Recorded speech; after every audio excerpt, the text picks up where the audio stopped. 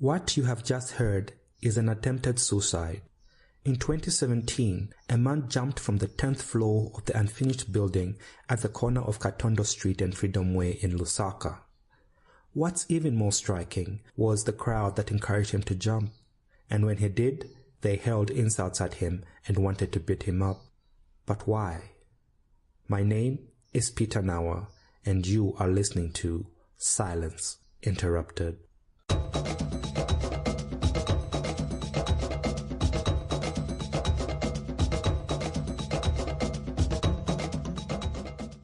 When I watched the video of a man who attempted to take his life and what ensued later, I was troubled. Why did the man want to take his life? What challenges was he facing? I may never know his reasons. Then there was a crowd. Why did they find it right to encourage him to jump? And when he did, why didn't they call an ambulance or say a prayer? Instead, they wanted to inflict more pain on him. Was I watching a true depiction of my society and its relation to mental health? It would never cross our mind to beat someone who tells us they have cancer or malaria. So why would we want to do that when someone attempts suicide? These questions bothered me for months, and I needed to find the answers. I also wanted to share the answers that I found with someone who is asking the same questions, or may ask them someday. In this season of Silence Interrupted, I investigate mental health in Zambia. And what better place to start than to ask what people think of mental illness.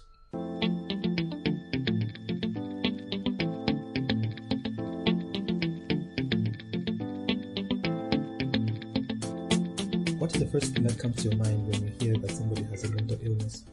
The first thing that comes to my mind when I hear that someone has a mental illness is that they don't know that there is help they can get to clear that mental illness.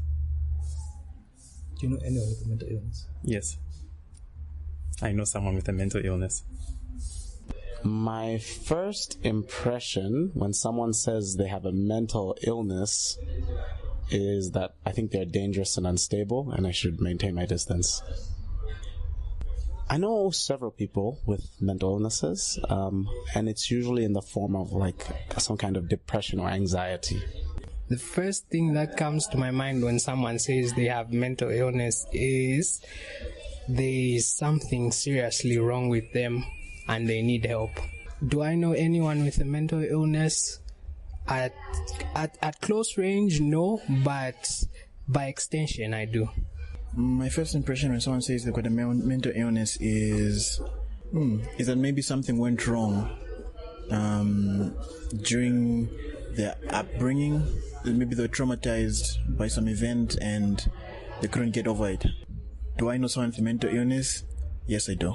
My first impression is that I don't know, they are not normal. It's not easy. Can we start? Yes, I know someone with a mental illness. Well, what's my first impression when someone says they have a mental illness? That they're crazy? That they're crazy or they're suffering from depression. Those are the first two things that will come to my mind. Do I know anyone with a mental illness? Yes, I do. What is my first impression when somebody tells me they have a mental illness? Schizophrenia. And I'm thinking, probably this is somebody who is, not somebody I probably want to associate with. Or I'm usually not, I'm not comfortable with people who have mental illnesses. I just don't know how to handle that. It's always a scary thing for me too. What is your first impression when someone tells you they have a mental illness? My first impression of someone, when someone tells me they have a mental illness, especially in Zambia, is sometimes I think they're making it up.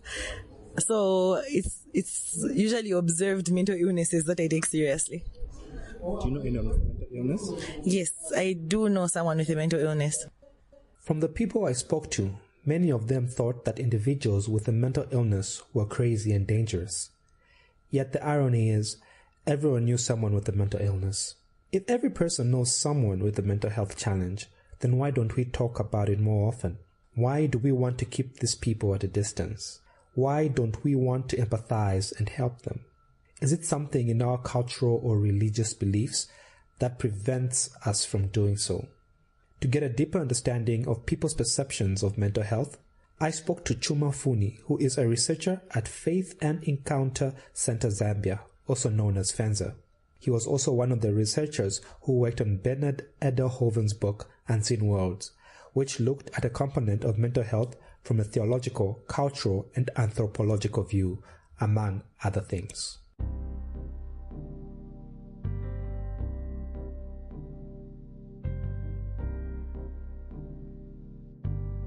What is your view of how Zambian society views mental illness?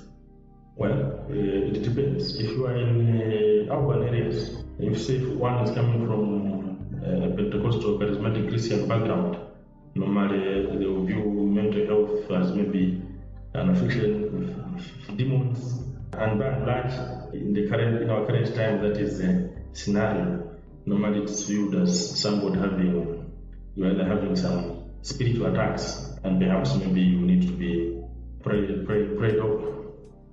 Probably this would be the dominant view. In the villages, if you go in the rural areas, the setting changes a bit.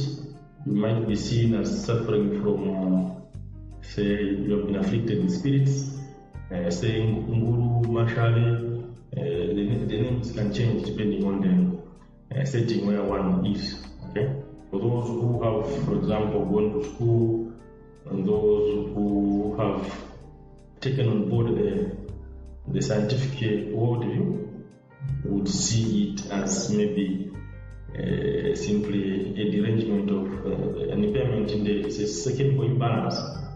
Okay, so but normally when one has got the mental illness, by and large, the bias, like Zambia being very urbanized, and in the urban setting, we have this charismatic way of thinking which is filtering through the television sets, the TVs, the media.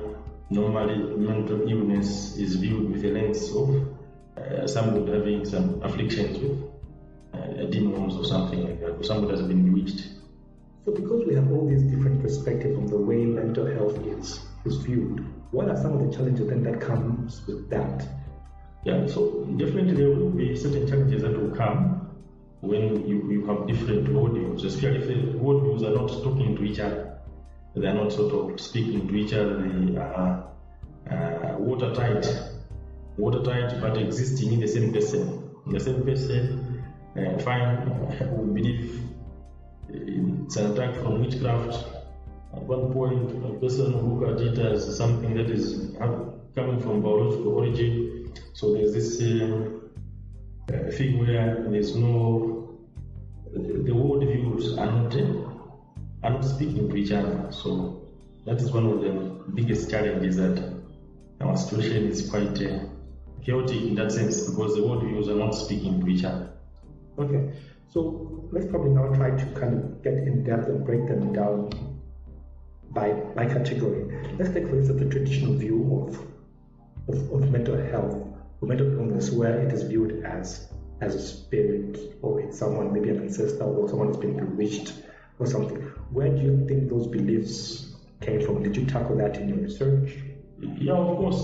Beliefs in spirits, for example, in an African setting, are not per se just spirits flying in the air. They are metaphysical entities, but they are dynamic entities pointing to broken relationships, pointing to tensions inherent also within the families. Okay. So then, in the urban areas, you have people who have labeled these mental illnesses, some as schizophrenia, some as depression, dementia. In the rural areas, in the traditional sense, these names are probably not as categorized or known as that. How do you think they'll describe somebody, for instance, who is schizophrenic? Well, when the word schizophrenic also is quite an arbitrary term, in which there's a whole cluster of symptoms. You need to sort of at times unpack them. You'll find, I'm not a psychiatrist, but it's a very neutral label. At times that might be very blunt when coming to deal with your African writers, it can help. But there could be several others. So, for instance, if I'm having hallucinations, plus two other, if you're having hallucinations, say for a certain period of time, plus maybe, then you could be labeled as schizophrenic. But those same symptoms, for instance, in another culture, for example, in some of our cultures, that person will become the healer of that village. A sick person in one framework is a healer in another framework. So I think he would be considered as somebody who has some powers or abilities. Yeah, it's certain there are ways in which the person could be through those the taboos and so on and so forth, in which the person now can discipline the what? And the body. So for instance, if you start hearing visions, it will not be simply seen as something that is pathological. Okay? Perhaps now they will try to discern the nature of the visions. What are you hearing? Who can drum for you? Get into that sort of rhythm to try and to find out what it is that is afflicting you. Of course, they are all aware of certain illnesses, but certain illnesses, certain forms that would label in the biomedical model as serious afflictions, in other models are considered to be some would be sort of it means it's some sort of initiatory illness into the vocation of healing, for instance. So what about now we come to the urban areas. What do you think is their view of mental health? Of course, as I said, it's heterogeneous. It depends on education levels. It depends also, even among the educated, which component is preponderant. Is it the religious belief system or the acquired Western education? Which one would be preponderant? Or even some can be in urban settings, but there are people with deep roots and going down to their culture. And even within an urban setting, you tend to have a different. So what you talk about? Let's say those who come from the upper middle class, for example. How would they view mental health? Oh, fine. If you talk of the upper middle class, of course, those are the people that normally you will find in, for example, high class. You go to China, they'll be in the other side there. You occupy those nice. They will not be where everybody is lumped. They will be in those. For example, there, the upper middle class, the biomedical model is what? Dominant. So they will kind of mix up also the remedies. They will also take the person for prayers as well. Yeah? But they will be more inclined to take the person to. The upper middle class will be more inclined to take the person to say China. Okay? For the others, China is a sort of last resort. When people find that maybe the family is very much under stress in Zambia from a lot of pressures. So China would be like a place where you just go and dump someone when you feel you're not able to. There's this lack of ability to cope. And I'm not that people per se would take that sort of land, but normally they would normally serve as a dumping site. But so there are a number of people at times don't even have the relatives are not. See? Exactly. Religion in Zambia plays a very critical role in the way of life, so much so that it was even almost declared a Christian nation. So you find that it's quite difficult to separate religion from people's way of life. Do you think that the church has done enough regarding mental health or mental illness, or how do they handle it when it comes in? In fact, certain forms of Christianity, especially these forms, actually are contributing also to mental health. What do you mean by that? I'll give an example. Here is a woman. We know a situation in Zambia. There are very few jobs. So, to be honest, we have very few men also who are doing something that is sort of tangible. So already you have this reduced number of men to sort of take the women. But But then there's this desire that the person wants to have a marriage partner. They're eating, the biological clock is ticking. So they go to church. They are told, no, this week pray. Should be praying. This year is your year of blessings or breakthrough. The person prays for 1 year, that year of breakthrough ends. No one coming forth. Two things will happen. The person will know either you didn't have a lot of faith, so maybe you need to pray more. Again, this year pray some more. Or after the year ends, no, you didn't work probably. You have a spiritual husband. So already somebody begins to think they have spiritual husband. And then ill mental health begins from there. So before long, the person starts hopping from one powerful man of God to another powerful man of God, and their conditions tend to get depressed. They are very much unaware. They're not taking cognizance of the structural elements of our societies that actually make for most women not to have what? Husbands, for instance. So before long, this woman has got a labor. Before long, the family realizes the person is on a downward spiral. He comes, say, he's taken to a psychologist or psychiatrist. The diagnosis is depression. Yes. So already some of the expectations that the type of prayers also are breeding ground for mental illness. Also, I'm looking at most of these pastors in this, the pastors that are sort of preaching. What is how prepared are they, for example, for their ministries? That's a bit of a challenge because there's a lot of gray area. Somebody goes to school for a few months, you call himself pastor. There's this holistic sort of approach to life. So that is also a source of concern because then you're looking at how are they